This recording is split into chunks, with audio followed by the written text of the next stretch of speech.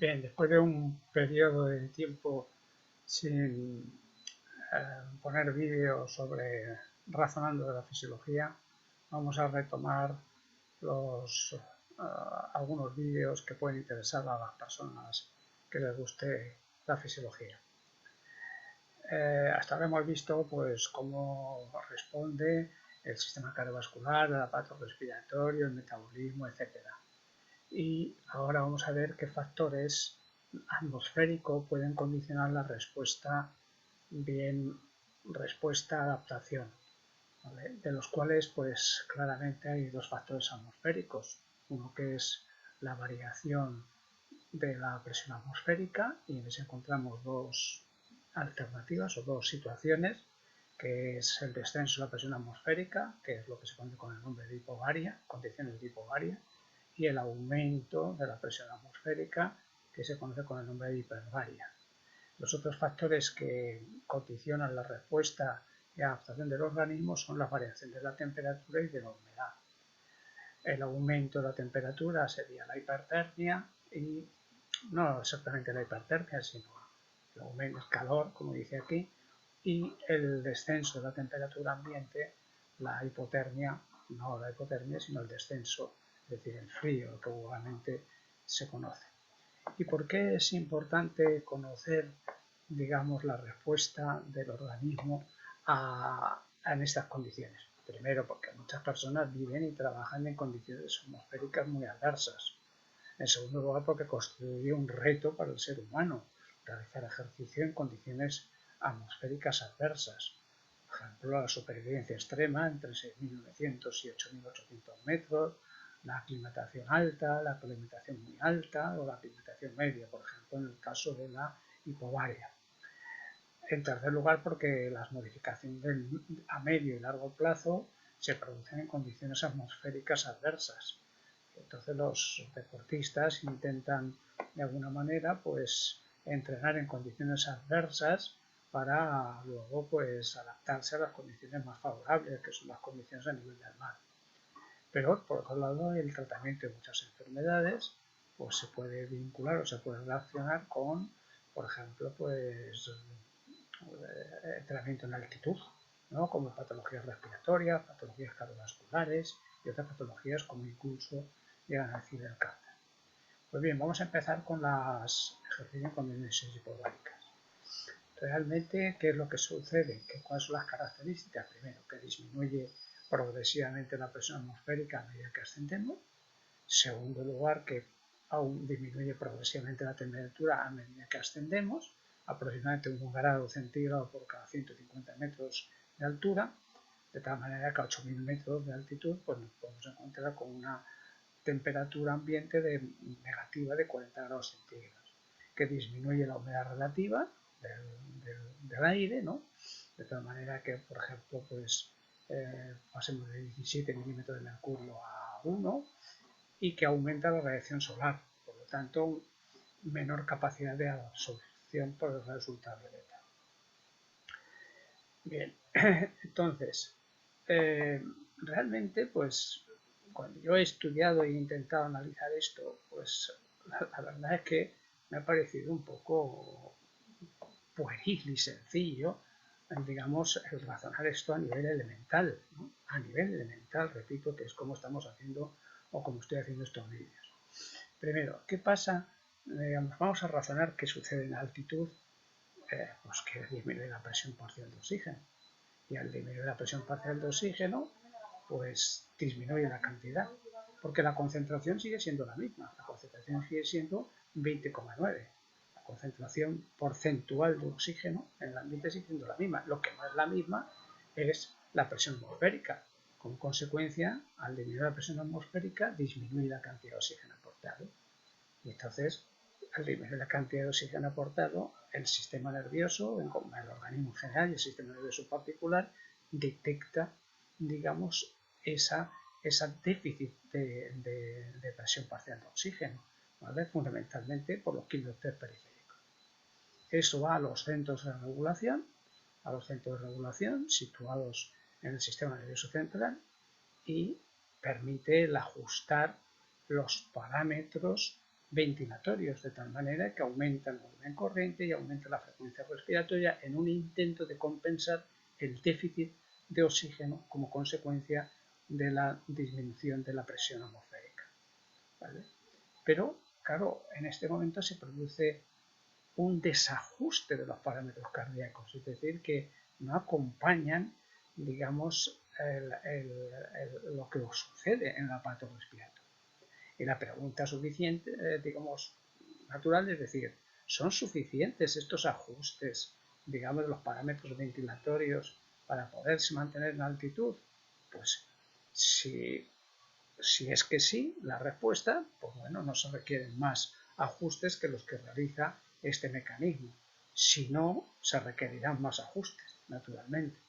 ¿Cuál es la realidad? Que no son suficientes, puesto que hay un déficit de oxígeno que si se mantiene en el tiempo porque el sujeto permanece ahí en altitud, pues obviamente no son suficientes y hay que compensar.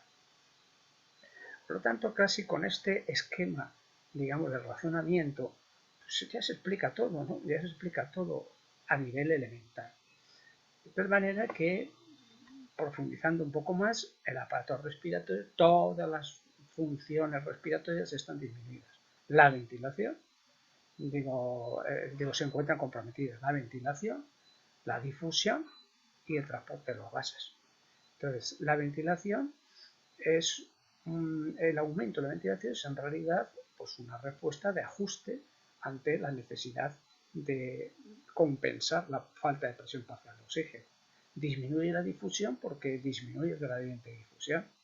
Además, se produce una alteración de la relación ventilación-perfusión porque aumenta la ventilación pero la perfusión no, con lo cual se desequilibra la relación. Como hemos dicho, aquí se produce un desajuste de los parámetros cardíacos que no acompañan al reajuste, si se quiere, del aparato respiratorio. También disminuye la capacidad de transporte, porque al disminuir la presión parcial de oxígeno, disminuye la presión parcial alveolar, disminuye el gradiente de presión y por lo tanto menos cantidad de oxígeno y en definitiva disminuye la saturación. Bien, el sistema cardiovascular, ¿qué es lo que digamos intenta? Pues intenta, digamos, curiosamente, bombear menos sangre, porque en definitiva disminuye el gasto cardíaco, aunque intenta redistribuir el volumen sanguíneo. El metabolismo también se ve afectado. A consecuencia de todo lo anterior, que disminuye el gasto cardíaco, aumenta la ventilación, disminuye la cantidad de oxígeno bombeada, pues se produce un déficit de la cantidad de oxígeno a nivel muscular, es decir, un descenso de la presión parcial de oxígeno muscular. Con lo cual, pues hay unas circunstancias que acompañan a todas esas condiciones que se dan en altitud: pérdida de masa muscular, disminución del uso de las fibras, aumento de las mitocondrias y enzimas oxidativos, aumento de la mioglobina, aumento de la caracterización. Porque todo es un intento de adaptación o de compensación a la situación de déficit de oxígeno que el sujeto tiene. Como consecuencia de todo esto, es decir, de todo lo que hemos mencionado, del aparato respiratorio, de la afectación del sistema cardiovascular, del metabolismo, el V2 máximo disminuye en altitud. Bien, de forma ligera hasta los 2.500 metros y a partir de los 2.500 metros empieza a disminuir alrededor de un 11% por cada 1.000 metros de altitud. Pero, lógicamente, como siempre ocurre, hay una gran variabilidad por el nivel de condición física previo que el sujeto tiene. Bien, la adaptación a la adaptación y una aclimatación a la altitud. Como partimos de lo mismo, de todo este diagrama inicial, disminuye la presión parcial, menos cantidad de oxígeno, detección por los mecanismos, centro de regulación, ajuste de los parámetros, y hemos quitado lo que ocurre en el sistema cardiovascular. Entonces, ya hemos dicho, ¿son suficientes? No. Entonces, como no son suficientes, se requieren más ajustes. ¿Y qué ajustes, digamos, obvios quedan, dado que no hay? Pues ajustar la capacidad de transporte, lógicamente. Entonces, hay que aumentar como sea la capacidad de transporte. Y entonces se produce una adaptación del eritrocito y una adaptación del número de eritrocitos. De tal manera que ese es un intento, digamos, de compensar y que se produce por eso el epígrafo pone aclimatación, adaptación, aclimatación a la altitud. Bien. Entonces, la respuesta inmediata es que aumenta la ventilación, disminuye el gasto cardíaco y pasados 2 o 3 días aproximadamente se produce hemoconcentración con disminución del volumen sanguíneo del plasma y cierto grado de alcalosis y una estimulación hormonal considerable. La respuesta tardía, que es lo que hemos dicho, aclimatación, adaptación, disminución de la hiperventilación compensadora, mayor capacidad de difusión y mayor densidad capilar. Y la adaptación del eritrocito, que se mantiene aumentando la concentración de productos liberados por el eritrocito. Bien, adaptación del número de eritrocitos y otras adaptaciones. Mecanismo no completamente conocido. Mecanismo no completamente conocido porque se piensa que hay tejidos que son muy sensibles a la hipoxia y que liberan una serie de sustancias que en lengua anglosajona se conoce con el acrónimo de HIF, que son, la traducción es factores inducibles por la hipoxia. En definitiva, factores que se liberan cuando hay condiciones de hipoxia en los tejidos. No los liberan un solo tejido, sino que los liberan muchos. Entre ellos, pues la consecuencia de esa liberación de factores inducibles por la hipoxia, que es pues que se produce liberación de EPO, liberación de factor de crecimiento endotelial vascular para aumentar y aumento de la concentración de enzimas. Bien. La adaptación sanguínea es más fácil desde el punto de vista fisiológico, porque las primeras semanas prácticamente aumenta la concentración, aunque hay mucha variación interindividual. A las 3 horas de llegar a una altitud de 5 milímetros aumenta la secreción de eritropoyetina, los valores máximos se alcanzan entre las 24 y las 48 horas y luego aparece relativamente estable. Efectos sobre el volumen sanguíneo, pues alrededor de las 3 semanas. ¿Vale? Bien. ¿Mejora el rendimiento con estancias en altitud? Bien, pues primero, no se produce un incremento de rendimiento en los casos en que se ha demostrado un aumento de la condición física era muy baja. Los deportistas no pueden entrenar tan fuerte debido a las condiciones fisiológicas que se dan, que hemos visto anteriormente, y que pueden conducir a la pérdida de masa muscular y a deshidratación. Por tanto, aumenta el rendimiento cuando se baja a nivel del mar antes de perder las adaptaciones producidas en altitud, que eso es lo que persiguen los deportistas. Entonces, opciones para no perder el rendimiento: por competir 24 horas antes de llegar, más económico; entrenar 2 semanas antes de competir para que se produzcan los ajustes, de tal manera que un entrenamiento progresivo, primero 1500, pero obviamente esto, hipotéticamente, porque esto no se puede llevar a cabo porque es mucho el dinero que se puede gastar.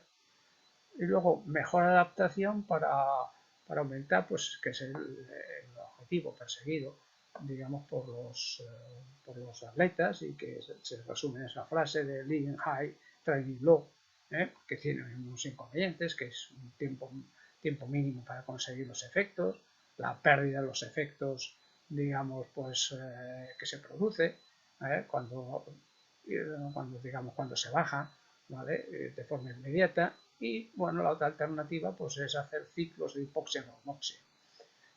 Pero claro, también tiene efectos negativos, como ya sabemos, como son el mal de montaña, el edema pulmonar y el edema cerebral.